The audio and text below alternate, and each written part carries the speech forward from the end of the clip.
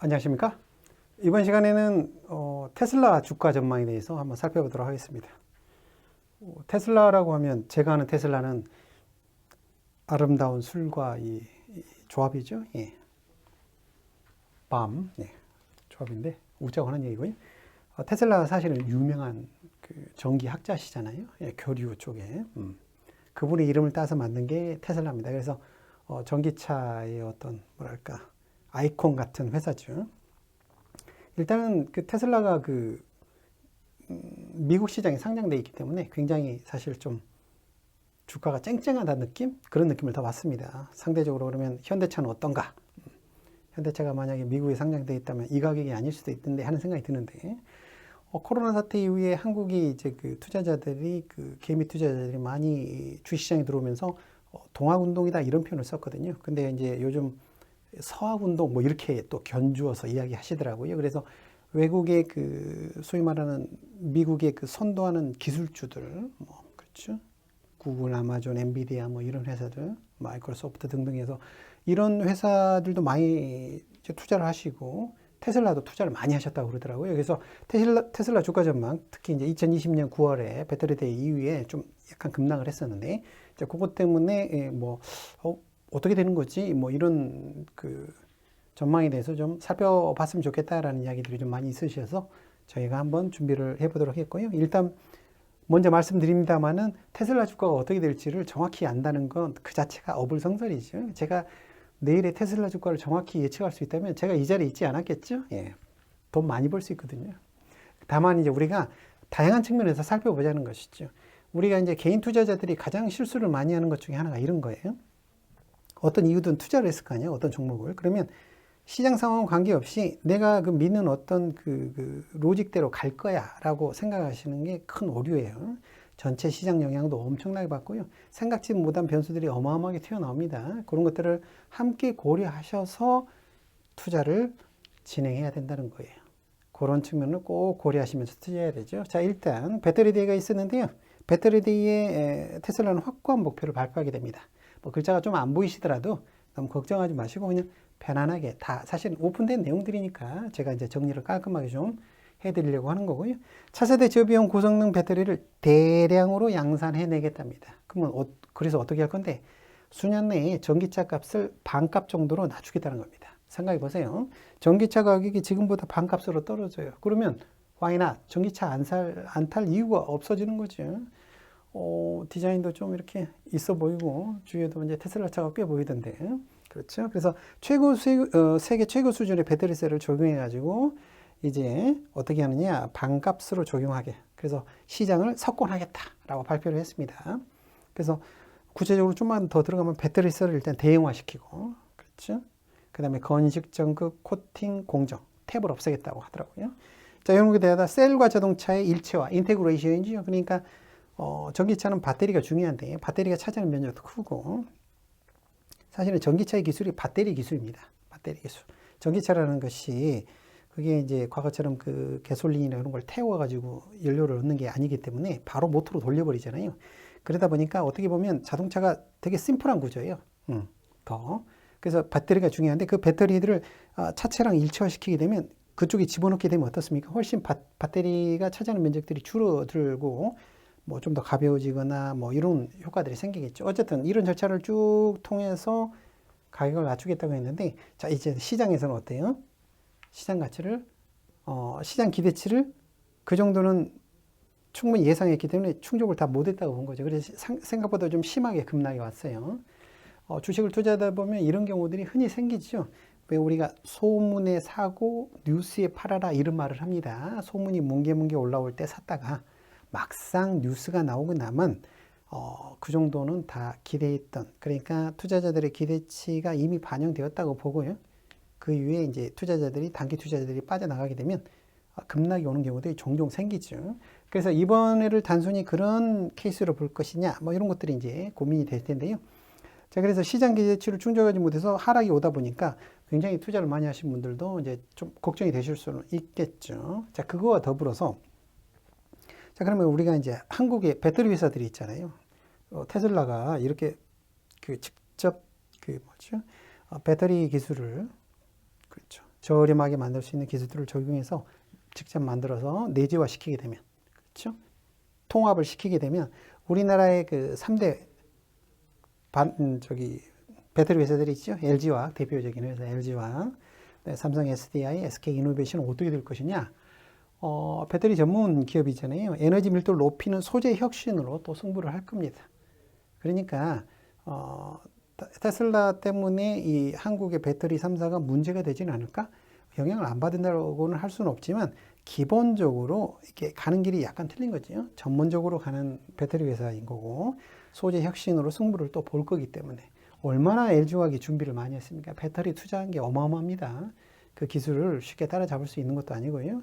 놀고 있지 않고 열심히 또 개발을 할 거예요. 다른 회사도 마찬가지예요. 그리고 이제 기본적으로 요걸 한번 보셔야 돼요. 우리가 전기차 시장이 확대되리라는 것을 누구든지 알 수 있죠. 그 중에 테슬라 시장. 물론 테슬라가 큰 회사이고 선도하는 회사이기 때문에 올라갈 거예요. 올라가지만 전기차 시장은 그 이상으로 또 커진다는 거예요. 그러니까 우리가 테슬라가 전기차 시장을 다 석권하고 다 속된 말로 다 움켜쥐고 흔들 것이냐? 물론 테슬라가 성장을 하겠지만 그 이상 전기차 시장이 성장하리라는 거예요. 그러니까 그 부분에 대해서는 너무 걱정 안 하셔도 되겠다. 왜냐하면 한국의 배터리 3사가 그렇죠? 수많은 다른 회사들이 있잖아요.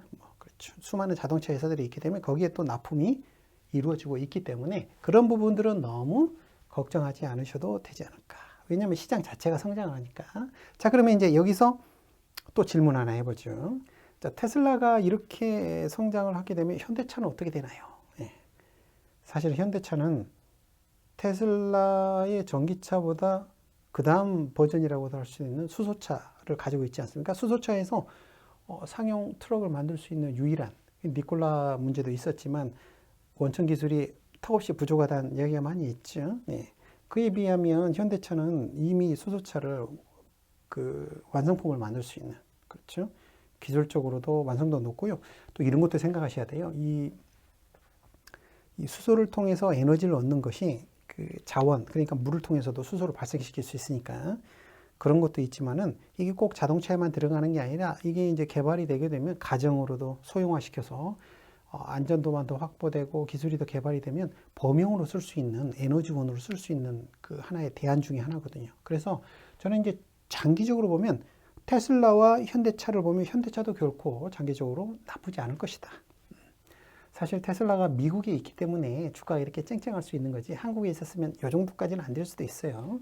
그래서 현대차에 대해서도 너무 테슬라 때문에 걱정하시거나 그건 아닌 것 같아요. 그 다음 버전, 그 다음 단계 현대차가 또 준비를 많이 하고 있기 때문에 장기적으로 보면 물론 변수는 많겠지만요.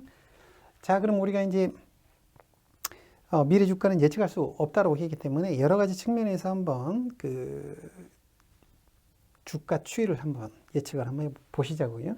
자, 기본적으로 이제 일봉으로 보게 되면요. 주가 추이가 이제 21선을 생명선이라고 하잖아요. 보면 기본적으로 21선을 타고 쭉 올라왔어요. 테슬라 주가가요. 지금 이제 1년 정도의 추이입니다. 이 주가 차트가요. 그냥 그림만 보시면 되고 그래서 중간중간에 약간씩 그 21선을 약간씩 이탈하기도 했지만 그런 것들은 이제 기본적으로 테슬라의 성장을 본다면 했는데 최근에 몇 달, 한두 달 동안은 이렇게 흔들렸어요. 꼬였다는 거죠. 크로스가 발생했다고 그러죠. 21선과 5일선 이런 것들이 크로스가 생겨있고요. 배터리데이 이후에 급락을 했다가 기술적으로 반등이 좀 나오고 있어요. 그러면 이제 상대 지표 RSI로 보시게 되면요. 이 RSI가 뭐 기술적 분석 중에 이제 여러 가지 지표 중에 하나인데 그건 또 어떻게 보느냐 하면 또 그 제가 동영상 찍어 놓은 거 있으니까요. 우리가 매매 타이밍을 볼 때 여러 가지 방법이 있는데 뭐 RSI, CCI 뭐 다양한데 스토캐스틱도 있고 뭐 많은데 그 중에 하나예요. 여러 가지 기술적 지표를 보는데 오늘은 그냥 제가 간편하게 볼 수 있도록 RSI를 가져왔고요. 단기적으로 보면 매수 신호가 나와 있습니다. 그러니까 단기적인 급락에 대해서는 반등의 신호가 나올 수 있겠다라고 보는 게 일봉에서 보는 테슬라 주가의 흐름이에요. 그래서 단기적으로 너무 떨어지더라도 흔들리지 않으셔도 되지 않을까? 단기적으로는 말이죠. 사실 우리가 그 주가의 형성 이론이 DCF라고 합니다. 디스카운트 오브 캐시플로우. 그러면 미래의 현금 흐름을 쭉 복리 수익률을 할인해 갖고 쭉 더한 게 지금의 주가예요라는 게 이제 주가의 주류 이론이에요. 그러면 그게 뭐 어떻게 되느냐는 뭐 나중 문제고 중요한 건 뭐냐면 주가의 관점, 시점은 뭐냐? 미래라는 거예요. 그러니까 미래에 돈을 많이 벌까? 그 많이 번 돈을 할인해서 쭉 더한 게 뭐다?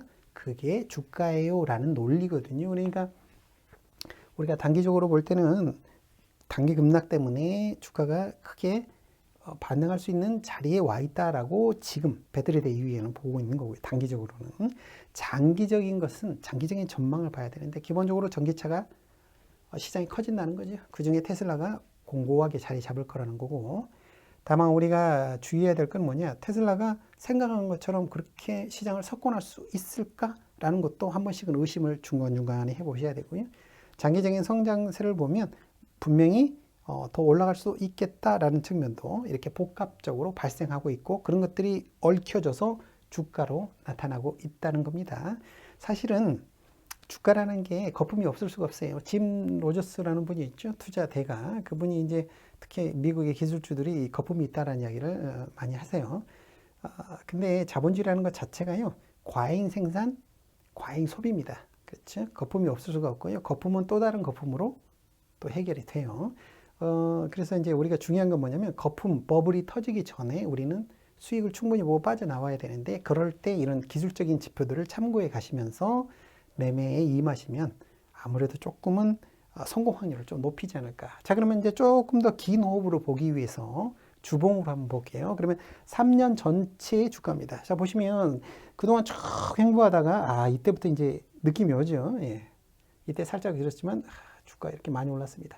그래서 아까 일봉하고 틀리게 1년 동안이 아니라 3년 동안의 주가를 보면 최근에 가파르게 많이 올랐다는 걸 느끼실 수 있을 거예요. 그렇죠? 특히 2020년 들어와서 급속도로 올랐습니다. 그러면 주봉으로 볼 때는 과열 신호가 나오고 있어요. 빨간색 위로 올라와 있죠. 이게 과열이고요. 이게 그 아래로 내려간다는 거죠. 그러면 주봉으로 보면 어떻습니까? 이제 주가가 좀 고평가되어 있는 거 아닌가? 기술적으로 높은 단계, 렐러티브. 그렇죠? RSI 상대 강대가 상대적인 강대 지표가 좀 높은 쪽, 그러니까 기술적으로는 좀 이제 고평가 영역, 과열 구간에 있다가 그 밑으로 내려오지 않을까? 이런 신호가 떴다는 거예요. 그러면 이제 우리가 고민이 되는 거죠. 사실 테슬라의 성장성을 믿고 투자를 충분히 해왔는데 이게 생각한 것처럼 그렇게 지나치게 너무 점수를 많이 주고 있다는 거죠. 그 성장성에 대해서 그럴 수도 있다는 거예요. 그런 것들은 기술적인 지표로 보면 주봉으로 보면 조금 걱정이 되는 수준까지 주가가 올라와 있고요. 이제는 월봉으로 한번 볼게요. 월봉으로 보면 이제 10년의 주가 추이가 나옵니다. 10년 동안 주가 추이를 보면 더 아찔하죠? 그렇죠. 게다가 장대 음봉이 나오고 있습니다. 장대 음봉이. 그러면 분명히 과열의 매도 신호가 나오고 있다는 거예요. 그러면 자, 우리가 이제 투자를 할 때는 이제 두 가지 관점이 있겠습니다. 단기적으로 보면 뭐 충분히 다시 반등할 수 있는 기술적 수준에 와 있는데 장기적으로 보면 최근에 너무 가파르게 올랐구나라는 것을 RSI를 통해서 보여줄 수 있는 거죠. 그러면 이제 우리가 여기서 주의해야 될 게 뭐냐면 주식 투자자의 태도라는 거예요. 그러니까 우리가 똑같은 종목을 똑같은 금액을 투자하더라도 투자자마다 입장이 틀리다는 거예요. 1억을 가진 사람이 1,000만 원 투자하는 것과 1,000만 원만 가지고 있는 사람이 1,000만 원을 투자하는 것은 어때요? 느낌이 틀리죠. 바로 이겁니다. 그래서 똑같은 종목을 똑같은 금액으로 투자하더라도 투자자들이 처한 위치에 따라 다 틀리다는 거예요. 그래서 늘 말씀드리는 게 주식 투자는 여유 자금으로 해야 된다라고 말씀을 드리죠. 여유가 있으면 테슬라의 성장을 믿어? 그럼 홀드할 수 있는 거죠. 자, 그런데 나는 이 돈을 잃으면 굉장히 생활이 힘들어지고 불편해질 수도 있어. 그러면 어떻습니까? 단기적으로 잘 살펴보면서 어느 정도 벌었을 때는 매도하고 빠져나오는 게 더 답일 수 있는 거예요. 왜냐하면 투자라는 거는 투자 세계에서는 투자할 게 굉장히 많죠. 투자할 게 많고요. 돈 벌 일도 많이 있습니다. 꼭 테슬라가 아니어도 돈 벌 수 있거든요. 주식이라는 것은 즐겁게 해야 하고 재밌게 공부하면서 하는 것이지 목숨 걸고 하는 건 아닌 것 같아요. 자, 그래서 이게 단기적인 관점, 장기적인 관점, 그 다음에 투자자의 그 어떤 자산의 그 규모, 사이즈, 배분 정도 이런 것들도 모두 고려하시면서 투자에 임해야 성공하실 수 있다는 거. 자, 그리고 여러분 필요하신 종목이라든가 알고 싶은 내용 있으시면 댓글이라든가 이렇게 연락 주시면 최대한 반영해서 촬영하도록 하겠습니다. 여러분의 성공 투자를 기원합니다. 수고하셨습니다.